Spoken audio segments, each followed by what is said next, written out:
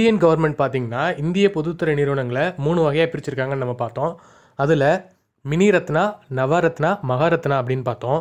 இதில் மினி ரத்னா கிட்டத்தட்ட பார்த்திங்கன்னா 70லேருந்து ஒரு 76, அதாவது இதில் கம்பெனிஸ் இருக்குது. இதில் என்னென்ன கம்பெனிஸ்லாம் இருக்குது அப்படிங்கிறத நம்ம பார்க்கலாம். அதில் பாரத் டைனமிக் லிமிடெட், அதாவது பிடிஎல் இருக்குது.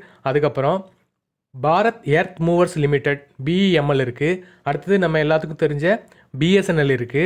அதுக்கப்புறம் சென்னை பெட்ரோலியம் கார்ப்பரேஷன் இருக்குது. அதுக்கப்புறம் கொச்சின் ஷிப்யார்ட் லிமிடெட் இருக்குது.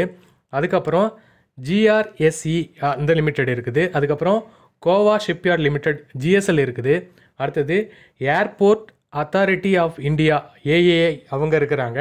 அதுக்கப்புறம் பார்த்திங்கன்னா ஆண்ட்ரிக்ஸ் கார்ப்பரேஷன் லிமிடெட் இருக்கிறாங்க. அதுக்கப்புறம் பால்மர் லாரி கம்பெனி லிமிடெட். வேறு என்ன கம்பெனிலாம் இருக்குங்கிறத அடுத்த வீடியோவில் நம்ம விரிவாக பார்க்கலாம்.